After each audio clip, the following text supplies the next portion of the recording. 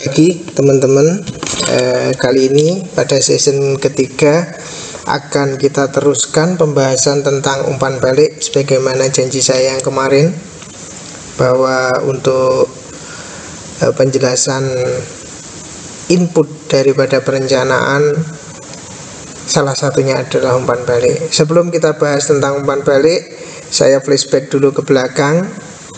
Beberapa hal yang perlu saya garis bawahi untuk mengingat teman-teman semua melakukan kegiatan perencanaan di Puskesmas maupun untuk menentukan kebijakan-kebijakan sebagai upaya perbaikan peningkatan pelayanan di Puskesmas. Jadi flashback yang kemarin adalah bahwa salah satu input perencanaan tingkat Puskesmas adalah umpan balik. Selain umpan balik, ada evaluasi kinerja Puskesmas. Nanti ada lagi, selain evaluasi kinerja Puskesmas, adalah dari audit internal dan lain sebagainya. Jadi nanti untuk lengkapnya sistem perencanaan akan kita bahas tersendiri, tetapi input-input dari perencanaan ini kita bahas di awal-awal dulu. Yang pertama kemarin kita sudah membahas tentang survei. Sekarang kita membahas tentang umpan balik. Umpan balik atau masukan dari masyarakat itu bisa kita jelaskan bahwa hal ini merupakan media untuk menjalin komunikasi dengan masyarakat.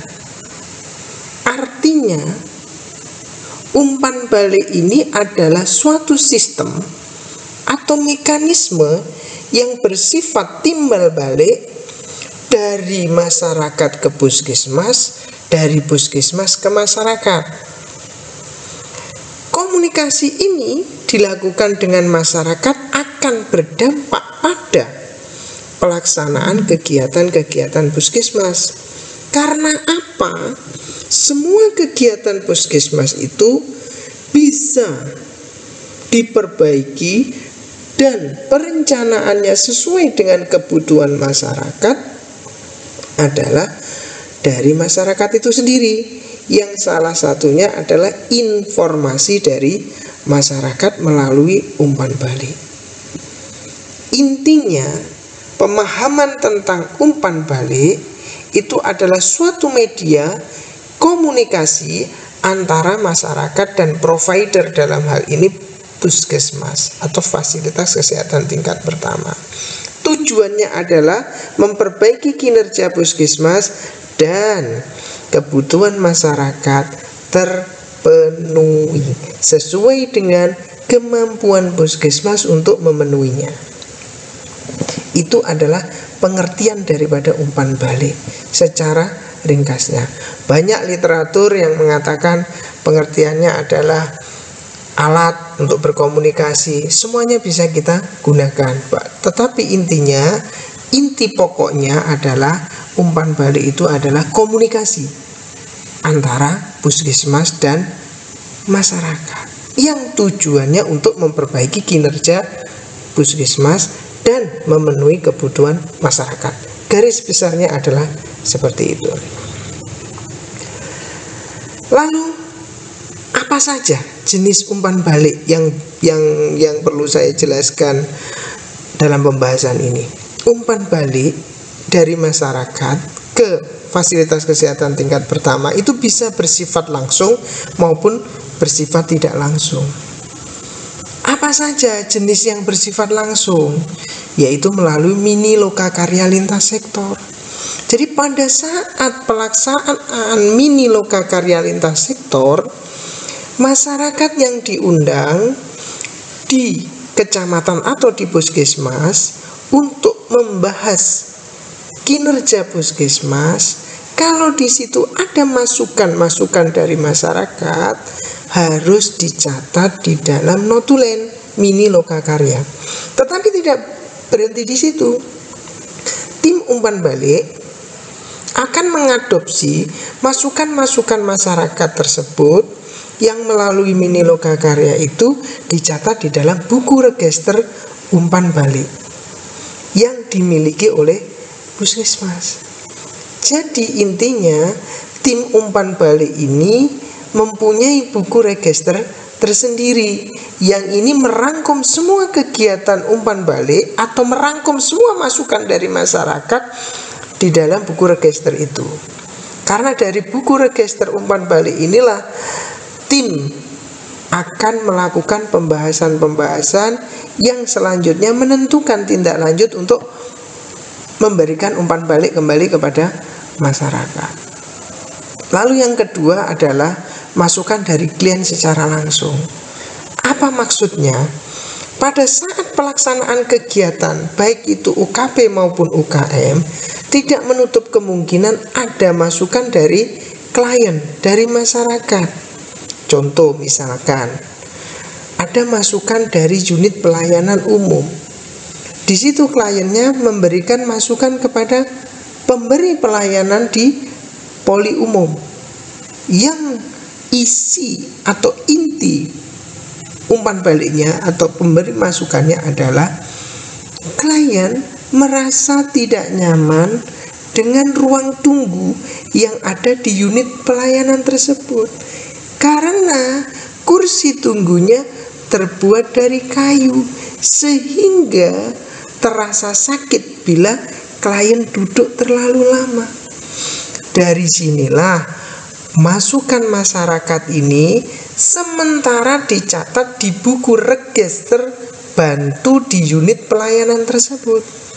Nanti seminggu kemudian atau sorenya atau 2 hari sekali, itu tergantung kesepakatan puskesmas, direkod lagi di buku register umpan balik yang global yang dikelola oleh tim umpan balik.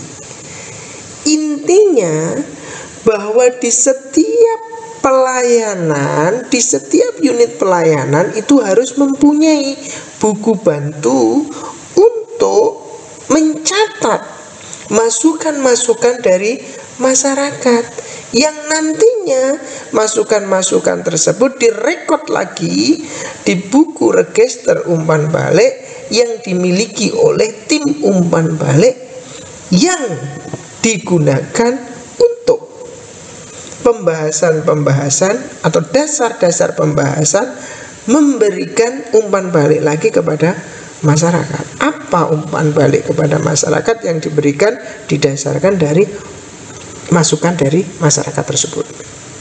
Nanti dokumennya apa saja dapat kita jelaskan di sesi berikutnya. Intinya jenis umpan balik secara langsung itu terbagi menjadi 2, melalui mini lokakarya dan klien secara langsung. Maknanya di sini adalah media yang digunakan masyarakat untuk memberikan masukan kepada pemberi pelayanan, dalam hal ini fasilitas kesehatan tingkat pertama atau puskesmas, melalui mini lokakarya dan secara langsung. Yang kedua, media yang digunakan adalah secara tidak langsung. Apa saja itu? Melalui elektronik maupun non elektronik. Jenisnya banyak elektronik, bisa lewat telepon, hotline, SMS, IG, email, WA, dan lain sebagainya. Tergantung fasilitas kesehatan tingkat pertama memiliki fasilitas elektronik apa sebagai media untuk menerima umpan balik dari masyarakat. Non elektronik jelas melalui kotak saran. Melalui kotak saran yang disiapkan di tiap unit atau di dalam satu fasilitas kesehatan ini disediakan satu. Apa saja dokumennya nanti kita jelaskan di sesi berikutnya. Dalam hal ini saya mengupas inti umpan balik secara general saja. Nanti untuk bagian-bagiannya pada sesi berikutnya. Sekalian dengan dokumen-dokumen contohnya, template-templatenya akan kami jelaskan di pertemuan selanjutnya. Lalu apa sih manfaat daripada masukan masyarakat? Jelas tadi sudah saya jelaskan sebagai input, penetapan kebijakan. Input apa? Input menentukan perencanaan tingkat puskesmas. Perlukah itu masukan dari masyarakat? Sangat perlu.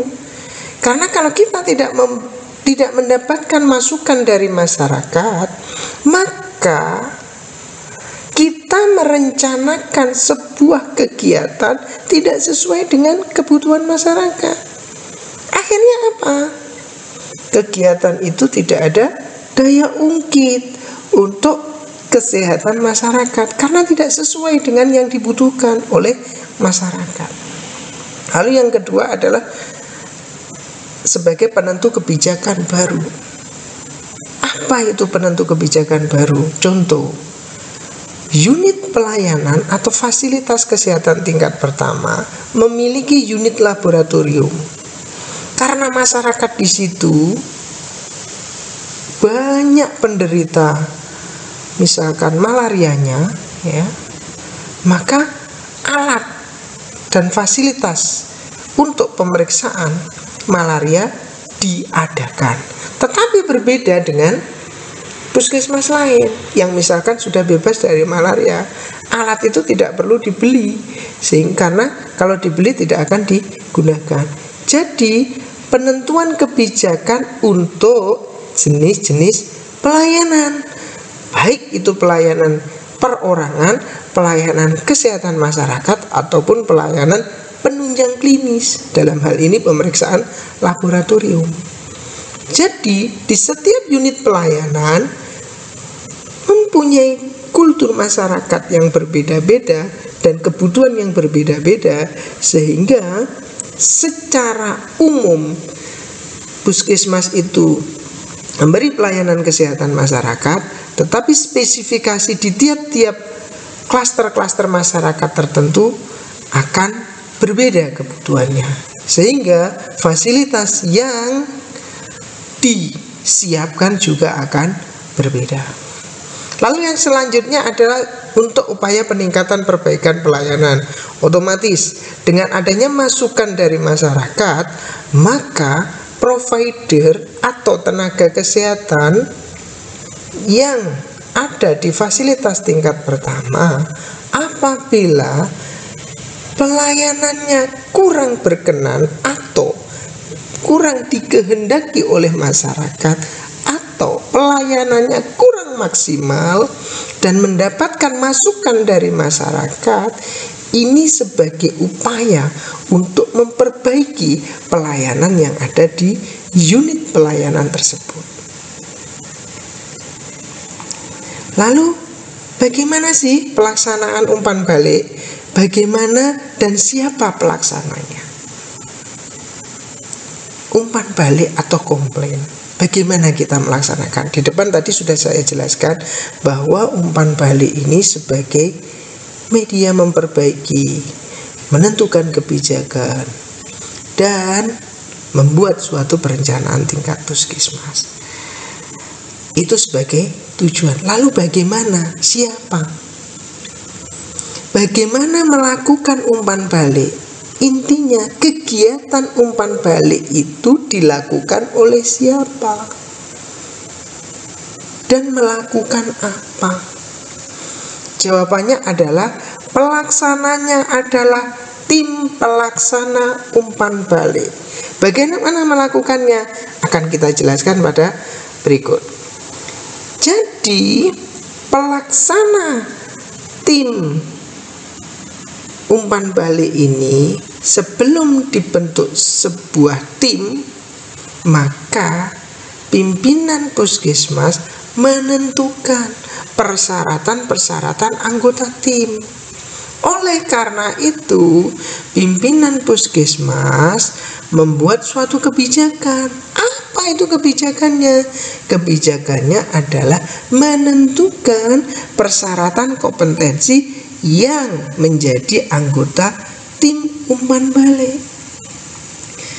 Penetapan SK atau penetapan atau kebijakan atau SK persyaratan kompetensi dilampiri dengan syarat-syarat yang ditentukan sebagai tim umpan balik.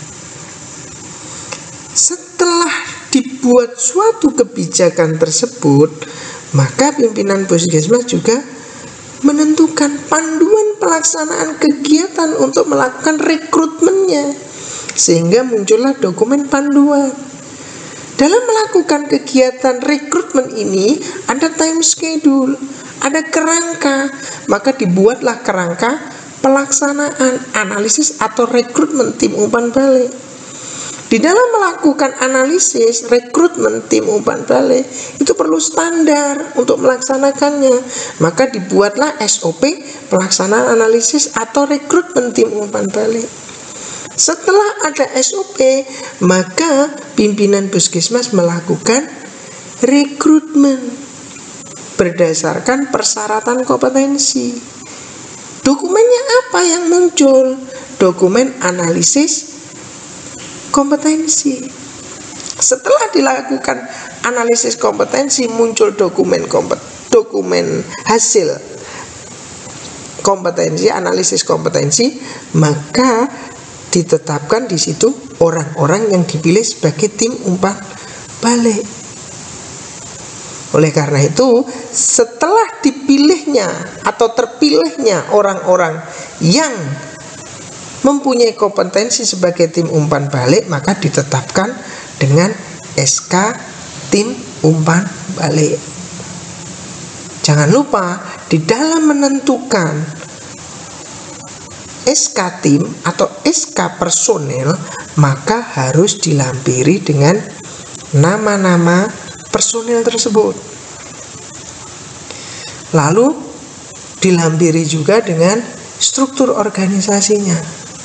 Kalau sudah ada struktur organisasinya, maka harus juga dilampiri dengan tugas, wewenang, dan tanggung jawab. Jadi teman-teman jangan lupa, apabila membuat suatu kebijakan yang di situ memilih personel, maka personel itu biar tahu tugas, wewenang, dan tanggung jawabnya harus dilampiri dengan tugas, wewenang, dan tanggung jawab secara jelas. Dan kalau itu sebuah tim, maka struktur organisasinya juga digambarkan dalam lampiran surat keputusan tersebut, agar di dalam melakukan kegiatan tim ini bisa berjalan secara maksimal sesuai dengan tugas masing-masing anggota tim.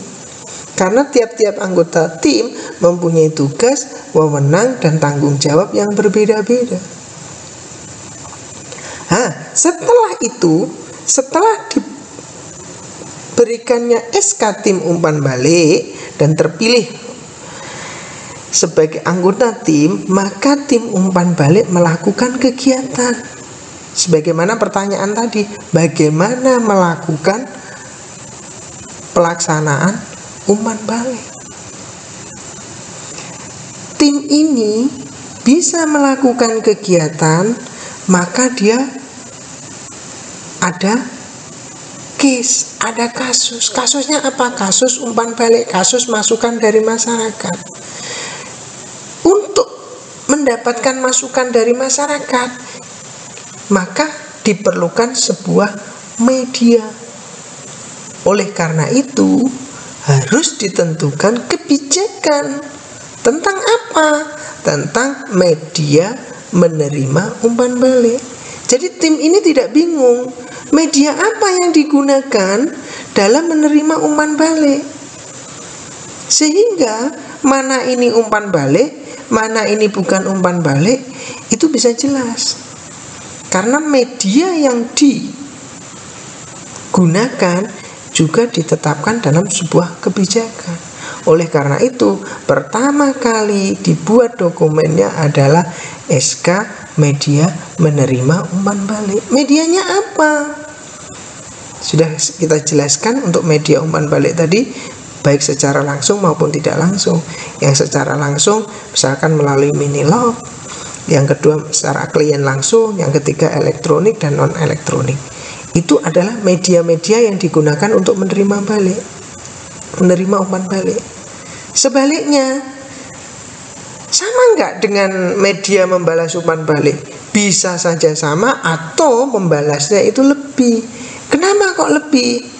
Karena mungkin media yang kita gunakan untuk membalas umpan balik tidak hanya lewat minilog, WA, SMS, hotline, tetapi ditambah mungkin melalui papan pengumuman. Loh, kenapa mesti harus ada dipapankan di papan pengumuman? Apabila ada masyarakat yang ingin memberikan masukan dan sebenarnya masukan itu sama dari masyarakat yang lain, maka jawabannya sudah tertera di papan pengumuman yang ada di puskesmas. Sehingga misalkan contoh, si A memberi masukan ke puskesmas, si B juga ingin memberikan masukan ke puskesmas. Si A ini sudah memberikan masukan lebih dulu.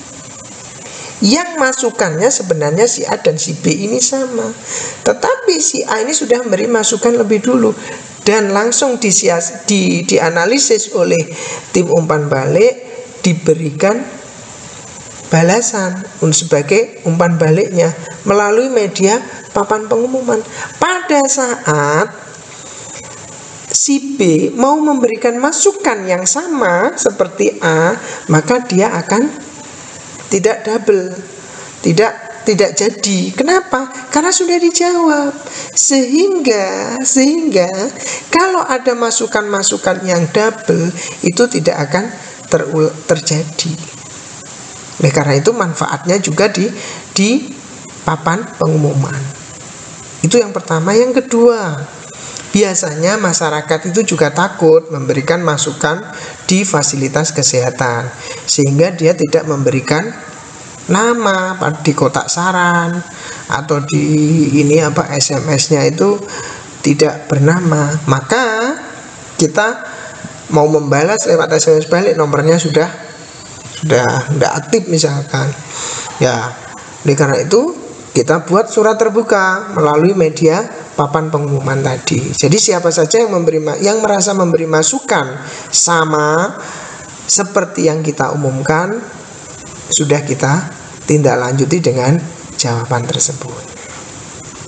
Setelah itu, setelah ada media menerima dan membalas umpan balik, maka tim umpan balik juga perlu pedoman pelaksanaan kegiatan agar di dalam melakukan kegiatan itu jelas rambu-rambunya. Lalu tim ini juga mempunyai time schedule untuk melakukan kegiatan. Kegiatannya apa? Kegiatannya salah satunya melakukan analisis, mencatat masukan masyarakat, melakukan analisis, merapatkan hal itu, lalu membalas. Itu adalah kegiatan-kegiatan tim umpan balik. Maka dokumen yang diperlukan apa? Jelas, buku register umpan balik. Yang kedua, pada saat kita sudah mencatat di buku register, kita membahasnya. Oleh karena itu, pembahasan tiap bulan itu harus ada catatannya. Maka dokumen yang diperlukan lagi adalah notulen rapat tim umpan balik. Pada saat kita rapat, kita harus mengundang anggota, maka kita harus ada undangan, kita harus ada catatan atau notulen pelaksanaan rapat itu tadi. Yang ketiga harus ada presensi. Yang keempat harus ada dokumen foto. Yang kelima ada hasil analisis sebagai bukti pelaksanaan pemecahan masalah di dalam rapat tersebut. Dari hal tersebut, maka tim umpan balik ini sudah melakukan pelaksanaan kegiatan secara komprehensif. Sudah saya jelaskan tadi bahwa tim umpan balik juga harus mempunyai pedoman, KAK, dan SOP. Lalu di depan tadi sudah saya jelaskan juga bahwa di tiap-tiap unit pelayanan itu kita kasih buku bantu untuk memudahkan tim umpan balik merekod, mencatat masukan-masukan masyarakat sehingga tidak ada yang kelewatan masukan masyarakat itu. Kan tim umpan balik itu misalkan ada di unit tersendiri, di ruang tersendiri, tidak menyebar di ruang-ruang pelayanan yang lain. Maka kita minta bantuan di tiap unit untuk kita siapkan yang namanya buku bantu register menerima umpan balik. Karena apa? Seperti yang saya jelaskan tadi di depan, bahwa ada masukan di unit pelayanan bahwa tidak nyaman karena ruang tunggunya, kursinya itu masih terbuat dari kayu. Nah, tim umpan balik kan dapat taunya kan dari dokter atau perawat yang memberi pelayanan itu. Nanti perawatnya di unit pelayanan atau petugas yang lain mencatat di unit pelayanan itu masukan masyarakat tentang unit pelayanan. Lalu nyatetnya di mana? Ya di buku bantu yang kita siapkan di tiap-tiap unit pelayanan. Oleh karena itu, tim umpan balik nanti merekod ulang, mencatat ulang masukan-masukan dari masyarakat di tiap-tiap unit pelayanan tersebut. Jadi inti kegiatan pelaksanaan tim umpan balik adalah seperti itu. Bagaimana dokumen-dokumen dari masukan masyarakat yang langsung, yang tidak langsung, nanti kita akan jelaskan di belakang. Nanti kita akan jelaskan di sesi berikutnya. Kita akan bahas minlognya, kita akan bahas masukan masyarakat secara langsung yang lain, masukan masyarakat secara tidak langsung melalui elektronik maupun non elektronik. Nanti kita bahas di sesi selanjutnya. Nanti sekalian, nanti akan saya kasih pembahasan template file dokumen dari umpan balik. Jadi teknik-teknik membuatnya bersamaan dengan saya jelaskan model-model dari teknik penulisan dan pendokumentasiannya. Lalu teknik analisisnya juga nanti akan saya jelaskan.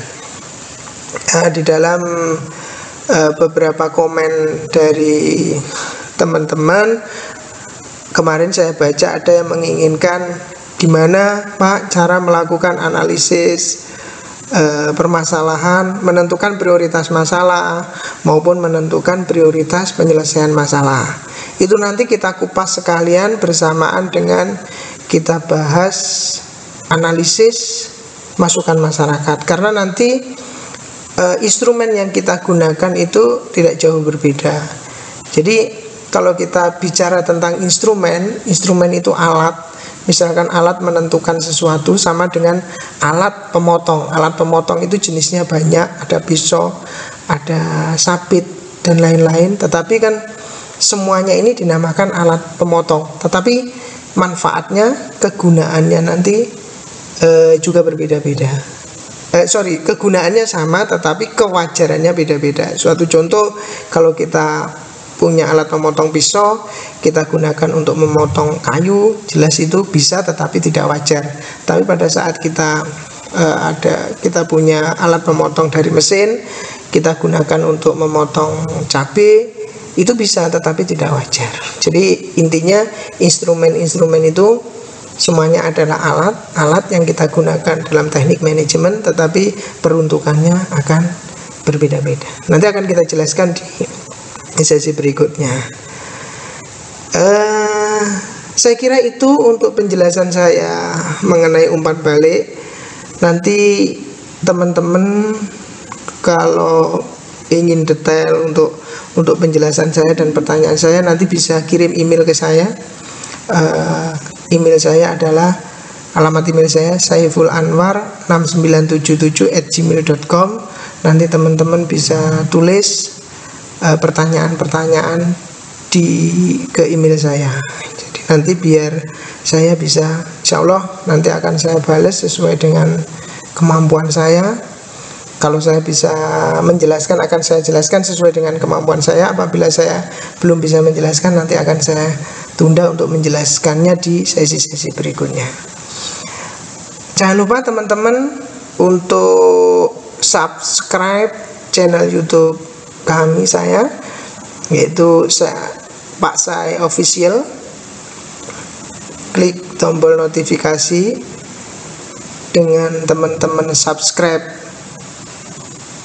channel ini, maka akan memberikan motivasi kepada saya untuk memberikan penjelasan-penjelasan tentang akreditasi dan reakreditasi, tentang dokumen-dokumen yang harus disiapkan, maka akan memberikan motivasi kepada saya lebih lagi dan memberi dorongan untuk lebih memberikan penjelasan-penjelasan yang lebih detail, rinci, karena ada support teman-teman subscribe channel kami. Terima kasih teman-teman. Selamat pagi, sampai jumpa di sesi berikutnya.